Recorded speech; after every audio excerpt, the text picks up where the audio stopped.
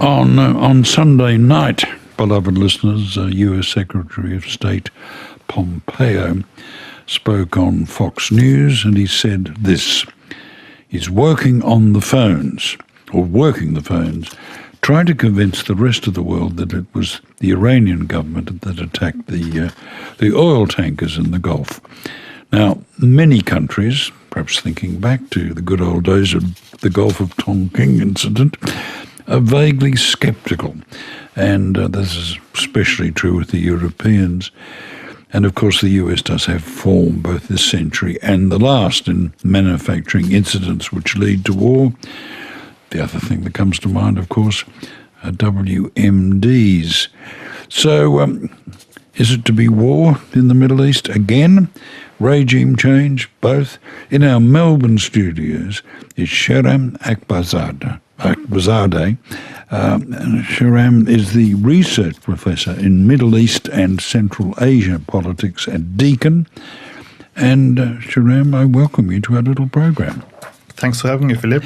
Mike Pompeo, working the phones, says he's got evidence that Iran did the attacks, but we're not convinced, are we?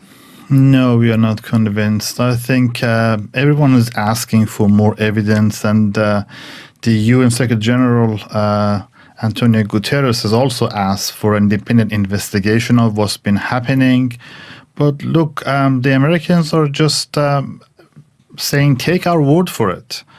And it reminds a lot of observers of what happened during just before the invasion of Iraq in 2003. Americans were saying Saddam is developing some mass destructions, and here is the evidence. They showed some photos at United Nations Assembly, and people just took their word for it, and it was quite convincing. So now there's very little. There's a grainy video image of a boat near a tanker.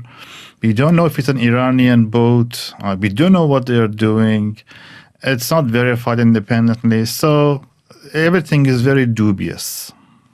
It's interesting. I can vividly recall we had Hans Blix on this program trying to saying again and again and again, we cannot find a hint of evidence about WMDs, and yet we know what happened as a consequence. And now the Americans seem to be at it again. What do you think of what's Pompeo's motives in this?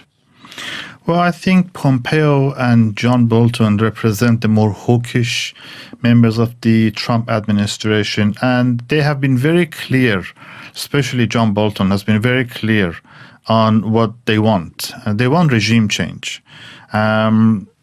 Last year, Mike Pompeo presented a 12-point document to the Iranian government and said, if you don't comply by these 12 points, then all hell is going to break loose. And those points basically went to the very core of the Islamic Republic of Iran, to the very core of its existence. It was asking Iran to break ties with Hezbollah, just completely reverse everything.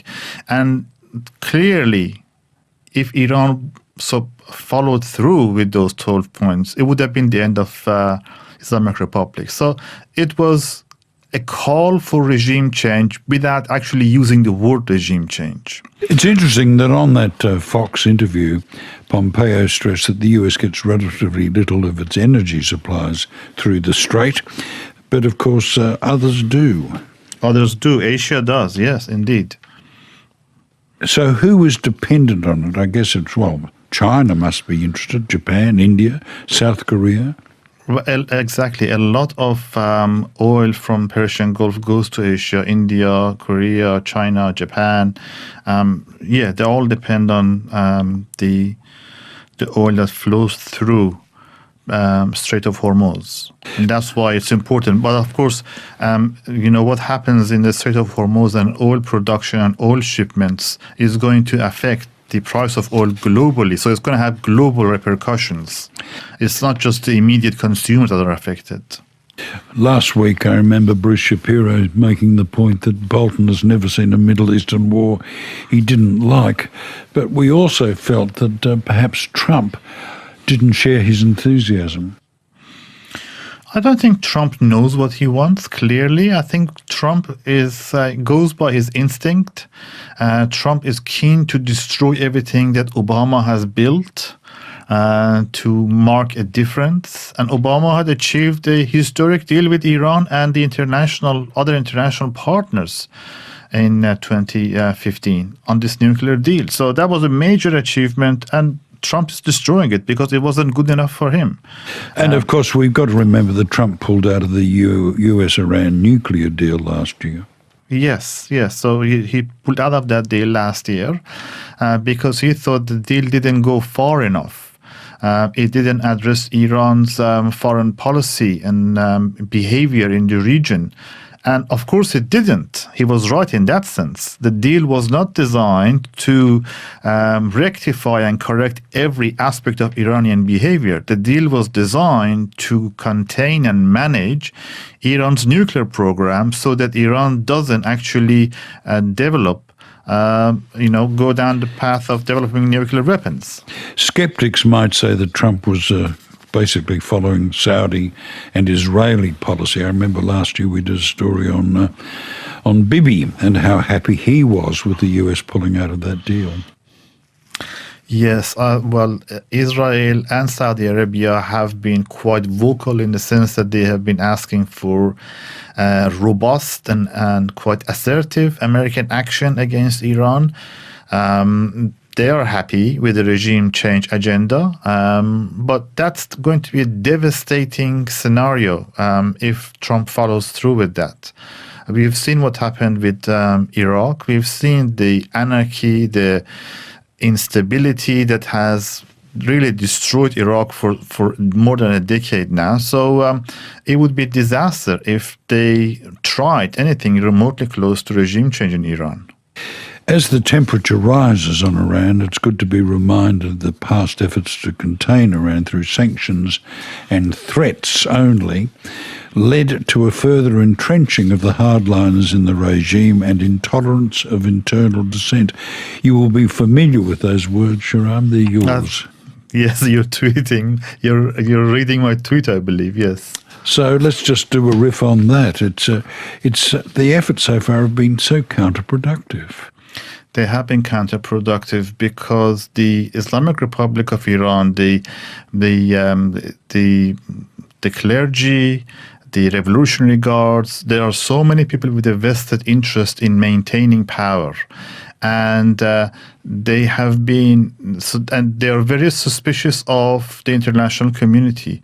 And they're very suspicious of efforts by reformists, like Khatami, before the former President Khatami, and now President Rouhani. They are very suspicious of these kind of diplomatic overtures because they think these kind of overtures make Iran look weak, and if they put Iran at the mercy of international bullies like the United States. So when the US behaves like this, they feel vindicated. They say, look, they say to the reformists and pragmatists, look, you have wasted our time, you have wasted our resources, you have made us look weak, and now it's time to really show foreigners, the US, the bully, that we can really stand on our own feet and defend ourselves. So it really feeds the fire of extremism in Iran. It feeds the fire of hardliners in Iran. And that's really difficult then for the international community to find common ground. And it's also very difficult for civil society in Iran.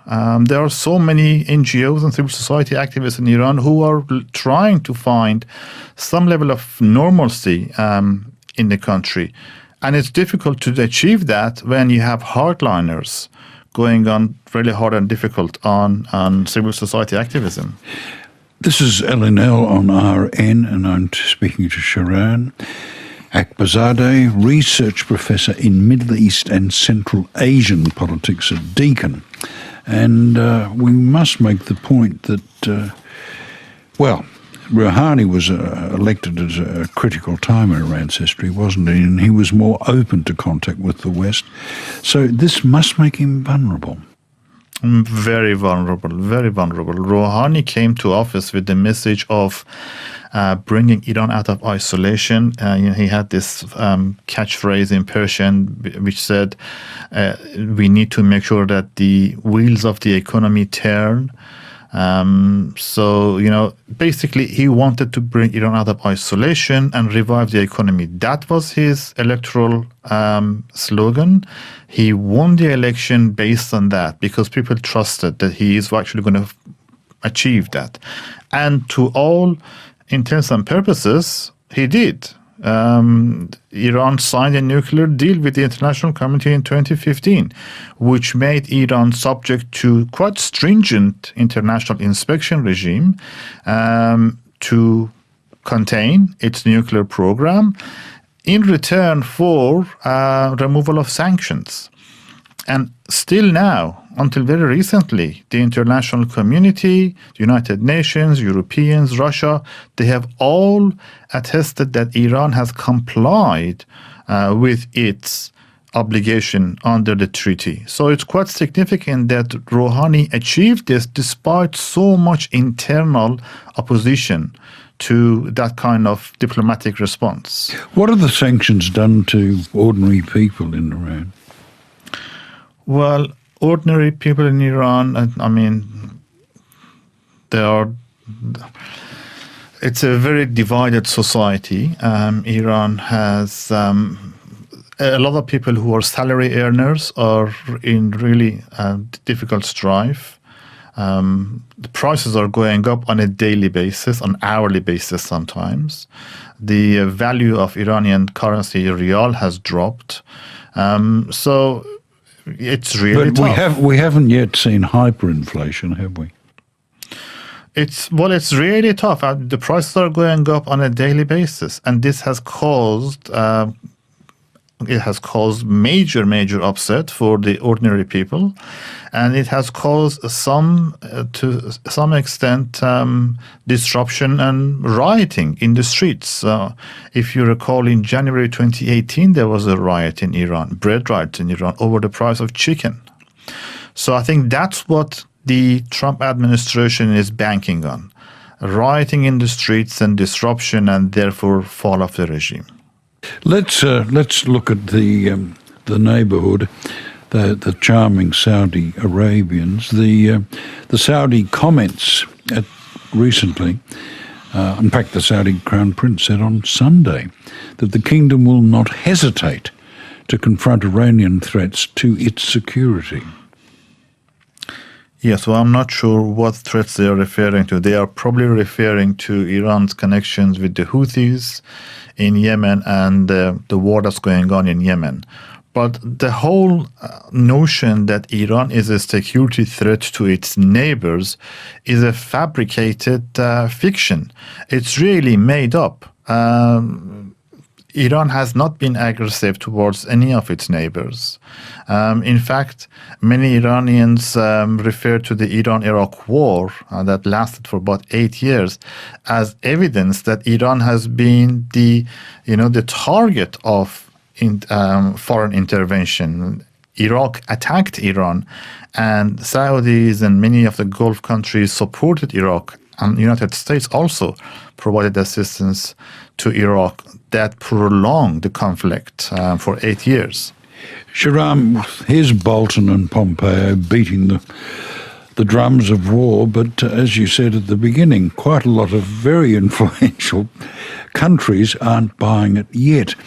Will the scepticism in Europe and elsewhere slow this juggernaut down? I think what we are facing is that a very high risk scenario for accidents. The fact that U.S. Navy is in such close proximity with Iranian forces really increases chances of accidental conflict and clash. Well, let's remember what happened in 1988 when the U.S. warship shot down an Iranian civil airliner, killing civil airline by mistake. But that can happen. Killed 300 people. Right. So that was a tragic accident, tragic event. No one's claiming that the Americans did this on purpose, but that's what happens when you have a very tense scenario with two armies facing each other, so to speak. Accidents can happen, and it can then escalate quite easily out of hand. It's not that I don't believe that Trump is really looking for war, and he said that. He doesn't want war, and he probably doesn't want regime change either, even though Pompeo and John Bolton might want to. But the fact that they are there, it really raises tensions and raises the risk of conflict. Shahram, it's very good to talk to you, and I'm most grateful for your time. Thank you for having me. Shahram is research professor in Middle East and Central Asian politics at Deakin